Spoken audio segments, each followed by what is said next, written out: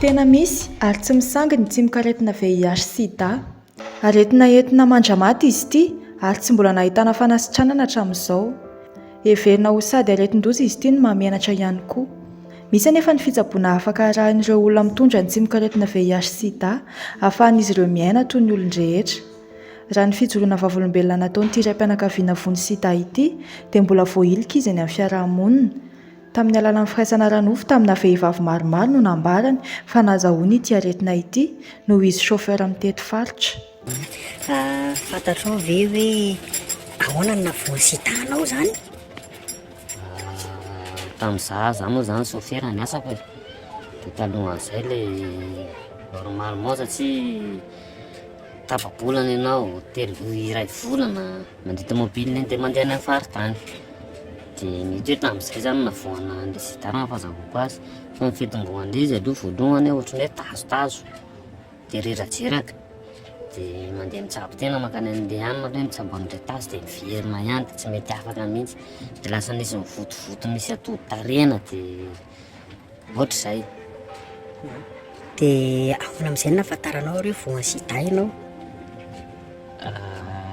Zany nanao an'ilay efa raha ny fahazahoko azy aloha zany mety efa tamin'ny 2018 no voana sida io, fa tamin'ny 2020 vao nisy ilay fitiliana.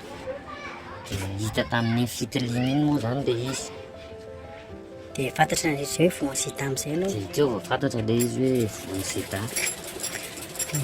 Zany hoe nanomboka 2017 zany ianao no efa tratratratra an'izay aretina izay dia taty amin'ny 2020 vao nanao fitiliana. Ka teo mihitsy satria ilay ohatrany tsy mety afaka ilay tazo dia zaho olona 90 kilo taloha dia lasa mimihena dia mireraka jusqu'à ce hoe 62 kilo sisa dia teo amin'izay zany vao gaga hoe fa ahoana. Dia nahaino an'ilay hanina misy fitiliana ohatr'izao dia niezaka nanao an'ilay fitiliana dia hita tao ilay izy. Dia tonga tany amin'ny mpitsabo amin'izay dia nanahoana ny traitement, ny fanafody sy ny karazany? Misy fanafody izay moa zany no hohanina.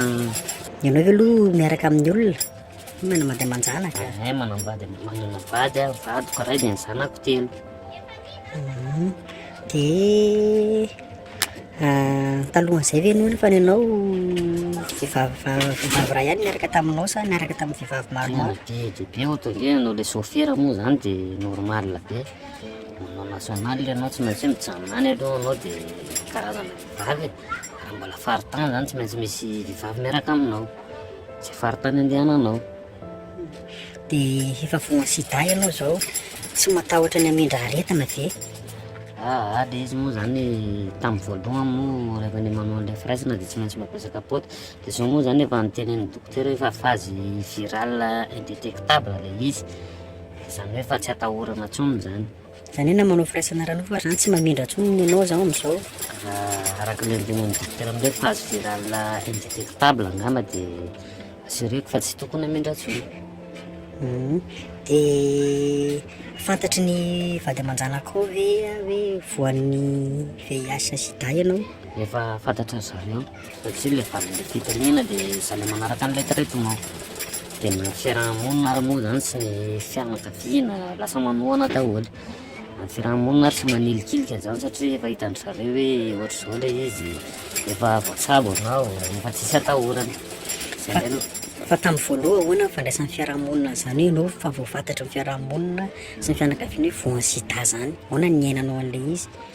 Mafimafy kely ihany aloha satria ianao zany ohatran'ny hoe fijerin'ny olona anao olona hatsy hoe sao dia amily, sao dia ohatr'izao hoe sao dia ohatr'izao fa une fois moa zany ilay olona nahita an'ilay hoe misy ilay fanafody hohanina sy fitsaboana rana dia lasa na fiarahamonina sy ny fianakaviana lasa manohana anao.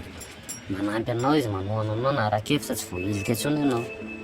Ahoana ny vady aman-janako ve efa nanao test dépistage dia ahoana ny valiny?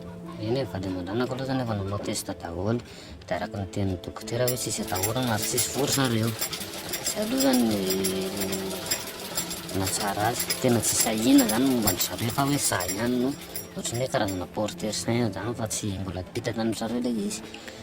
De ono raha ohatra zany misy olona ano any mety hoe fo sida marina le izy fa hoe aretina mandrapahafaty ahoana aloha zany nandraisanao zany hoe voa sida zany hoe aretina mandrapahafaty iny natonga tao anatin'ny saina voaloha.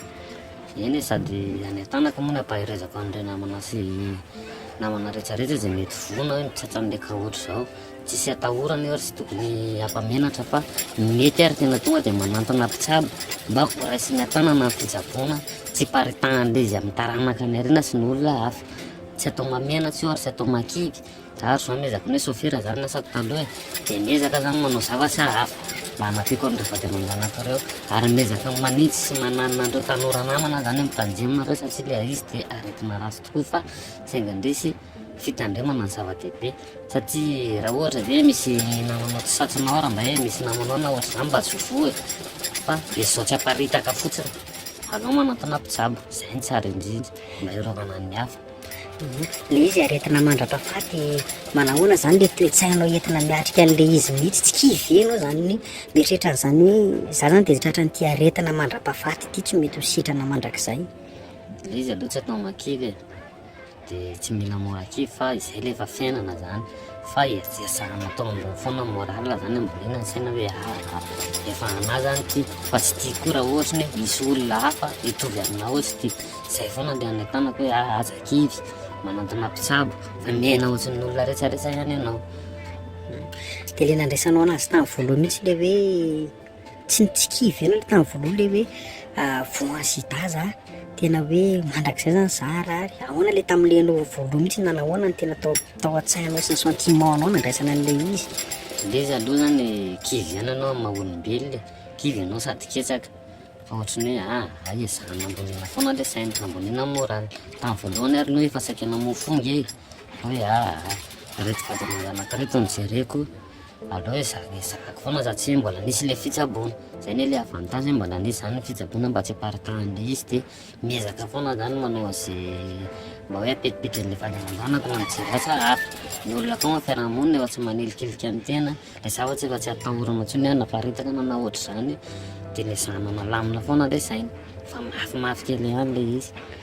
Ahoana ny fandraisan'ny vady aman-janaka ato an-trano zany hoe misoteniranao ara-tsaina ihany ve sa mety hoe misy SOS teny rehefa misy ady me sa ahoana zany tena hoe fandraisana anao ato an-trano ianao efa mitondra zany tsy mikaretina zeta zany satria ny tantara ianao tary aloha niaraka tamina vehivavy be da be ahoana ny amin'izao fotoana izao zany. Eny votoana kely ihany aloha izy tamin'ny voalohany efa nandinika moa izy hoe aty moa zany de vitany vadiko mandramaty de manohana ihany izy na ara-tsaina na ara-batana zany izy ary mbola manampy anao aza de manao an'izao aza de manao an'izao efa lasa reny aloha lasa mba lasa sy loatra zany misa fotsiny amin'le fiainana manohana tanteraka aloha izy atsetra.